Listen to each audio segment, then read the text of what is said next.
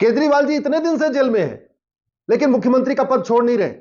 वहीं दूसरी तरफ एक हवलदार, एक थानेदार, एक पेशकार, एक तहसीलदार, एक एसडीएम, एडीएम, क्लर्क, कप्तान, कमिश्नर, कलेक्टर अगर 2 दिन के लिए जेल में चले जाएं तो उनको सस्पेंड कर दिया जाता है। इसलिए मैं बार बार कहता हूं, कानून घटिया है। नेताओं ने अपने लिए कुछ कानून बनाया ही नहीं। 1951 का जो रिप्रेजेंटेशन ऑफ पीपल एक्ट है वो महाघटिया है। उसका नतीजा यह है, एक तो गुंडे, बदमाश, अनपढ़, अनाड़ी पॉलिटिकल पार्टियों का टिकट खरीद के विधायक बन जाते हैं, सांसद बन जाते हैं, और दूसरा पकड़े भी जाते हैं तो इस्तीफा नहीं देते। आपके सामने एग्जांपल है, संजय सिंह जेल में रहते हुए दोबारा शपथ ले लिए। मनीष सिसोदिया इतने दिन से जेल में, इसके बाद भी विधायक बने हुए हैं। सत्येंद्र जैन इतने दिन से जेल में है, इसके बाद भी विधायक बने हुए हैं। बड़े मुश्किल से उन्होंने मुख्यमंत्री का पद छोड़ा। केजरीवाल जी भी जेल में है, इसके बाद भी विधायक बने हुए। दूसरी घटना, केजरीवाल जी जेल में है, उनके पास न कागज है न कलम है, लेकिन बाकायदा उनका रिटन ऑर्डर बाहर आ रहा है। इसका मतलब ऑर्डर वो फेक है। केजरीवाल की एक मुख्यमंत्री प्रेस कॉन्फ्रेंस करके कहती है कि केजरीवाल जी ने ऑर्डर भेजा हुआ है और उनको देश की बड़ी चिंता है, उनको दिल्ली के लोगों की बड़ी चिंता है। सफेद झूठ। पहले 2 दिन उनकी केजरीवाल जी के मंत्रियों ने झूठ बोला, अब केजरीवाल जी की पत्नी सफेद झूठ बोल रही है कि केजरीवाल जी से मिले, उन्होंने कहा है कि हमें बड़ी चिंता है और हम लड़ते रहेंगे। जो भी, चलो एक बार केजरीवाल जी की अगर पत्नी कुछ कहती है बात समझ में आती है, चूंकि मिल के आती है, लेकिन उनके मंत्री तो सफेद झूठ बोलते रहे। जानते क्यों बोलते? क्योंकि कानून घटिया है। भारत में झूठ बोलना पाप तो है, लेकिन झूठ बोलना गंभीर अपराध नहीं है। झूठ बोलना फ्रीडम ऑफ एक्सप्रेशन की श्रेणी में आता है, बोलने की आजादी की श्रेणी में आता है। कभी संविधान निर्माताओं ने सोचा नहीं था कि जो वो फ्रीडम ऑफ एक्सप्रेशन संविधान में दे रहे हैं, बोलने की आजादी दे रहे हैं, इससे झूठ बोलने की आजादी लोग उसको मान लेंगे। अरे सच बोलने की आजादी भैया, झूठ बोलने की आजादी नहीं है। लेकिन झूठ के खिलाफ कानून बना ही नहीं। झूठ पकड़ने के लिए पूरी दुनिया में नार्को पॉलीग्राफ ब्रेन मैपिंग कानून बन गया, हमारे देश में नार्को पॉलीग्राफ ब्रेन मैपिंग कानून नहीं है। न झूठ बोलना गंभीर अपराध, न झूठ पकड़ने के लिए नार्को पॉलीग्राफ ब्रेन मैपिंग कानून, न झूठ पकड़ने के लिए हर जिले में झूठ नार्को पॉलीग्राफ ब्रेन मैपिंग की लैब। तो लोग झूठ बोलते जा रहे हैं। अब जनता गुमराह हो रही है। जनता सोच रही है जो ईडी की तरफ से कहा जा रहा है वो सच है, कि जो केजरीवाल के मंत्री बोल रहे हैं वो सच है।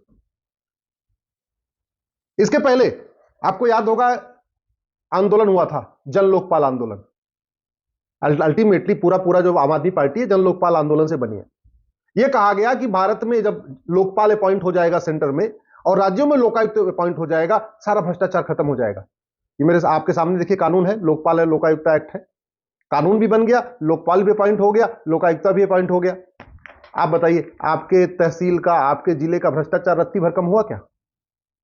आपके राज्य में भी लोकायुक्त है, केंद्र में भी लोकपाल है, लेकिन रत्ती भर भ्रष्टाचार कम हुआ क्या? नहीं, क्योंकि हमने पुलिस रिफॉर्म किया नहीं, हमने जुडिशियल रिफॉर्म किया नहीं, हमने एडमिनिस्ट्रेटिव रिफॉर्म किया नहीं, हमने सिटीजन चार्टर लागू किया नहीं, झूठ को गंभीर अपराध घोषित किया नहीं, narco polygraph brain mapping lab बनाए, कानून बनाए नहीं। लोकपाल भी बन गया, लोकायुक्त भी बन गया। दिल्ली में भी ये लोकपाल है, आपके राज्य में भी होगा, लेकिन लेखपाल वैसे लूट रहा है, कानून को वैसे लूट रहा है, हवलदार वैसे ले रहा है जैसे ले रहा था आज भी ले रहा है, थानेदार पहले जैसे लेता था आज भी ले रहा है, पेशकार पहले लेता था आज भी ले रहा है, तहसीलदार पहले ले रहा था आज भी ले रहा है। तो जो सिस्टम था वो वैसे चल रहा है। खनन माफिया आज भी वैसे काम कर रहे हैं, बालू माफिया आज भी वैसे काम कर रहे हैं, सड़क माफिया आज भी वैसे काम कर रहे हैं, टेंडर माफिया आज भी वैसे काम कर रहे हैं, रेल माफिया आज भी वैसे काम कर रहे हैं। मैं कहता हूं ना, डॉक्टर बदलने से बीमारी ठीक नहीं होगी। कानून बन गया, एक लोकपाल आ गया, लोकायुक्त भी आ गया, तो 2 नए और डॉक्टर बन गए, लेकिन दवाई तो घटिया पहले वाली रही। अल्टीमेटली हमने भ्रष्टाचारियों की 100% प्रॉपर्टी जब्त करने, नागरिकता खत्म करने, उनको आजीवन कारावास, फांसी का कानून तो बनाया नहीं। हमने फटाफट झूठ पकड़ने के लिए नार्को पॉलीग्राफ ब्रेन मैपिंग बनाया नहीं। हमने जस्टिस विद इन ईयर तो लागू नहीं किया कि साल भर के अंदर सजा हो जाए, वो व्यवस्था तो हमने किया नहीं। अच्छा, केजरीवाल बार बार ईमानदारी की बात कर रहे हैं, उनके मंत्री भी ईमानदारी की बात कर रहे हैं। आज दिल पे हाथ रख के बताइए, 3 बार मुख्यमंत्री हो चुके हैं, आज तक दिल्ली की विधानसभा में घूसखोरी, कमीशनखोरी, दलाली खत्म करने पे कभी चर्चा हुई क्या? आज तक दिल्ली की विधानसभा में मिलावटखोरी, मुनाफाखोरी खत्म करने पे कभी चर्चा हुई क्या? कालाबाजारी खत्म करने पे कभी चर्चा हुई क्या? जमाखोरी रोकने पे कभी चर्चा हुई क्या दिल्ली की विधानसभा में? अच्छा चलो, आप ये भी कहेंगे कि दिल्ली तो पूर्ण राज्य नहीं है, इसलिए केजरीवाल को कानून बनाने की पावर नहीं है। हाँ, केजरीवाल को कानून बनाने के सारे मामलों में पावर नहीं है, लेकिन भ्रष्टाचार खिलाफ कानून बनाने की पावर है। और केजरीवाल ने 3 बार अब तक मुख्यमंत्री रहते हुए कम से कम 25 बार विधानसभा का विशेष सत्र बुलाया, कि कभी किसान आंदोलन को समर्थन देने के लिए विधानसभा का सत्र बुलाया, कभी कुछ करने के लिए, कभी निंदा करने के लिए, कभी किसी को उटपटांग बोलने के लिए, खूब विधानसभा का सत्र बुलाया। लेकिन आप बताइए, आज तक घूसखोरी, कमीशनखोरी, दलाली, जमाखोरी, मिलावटखोरी, कालाबाजारी, मुनाफाखोरी के खिलाफ कभी दिल्ली विधानसभा में चर्चा हुई? कभी भ्रष्टाचार को जड़ से खत्म करने पर दिल्ली विधानसभा में चर्चा हुई?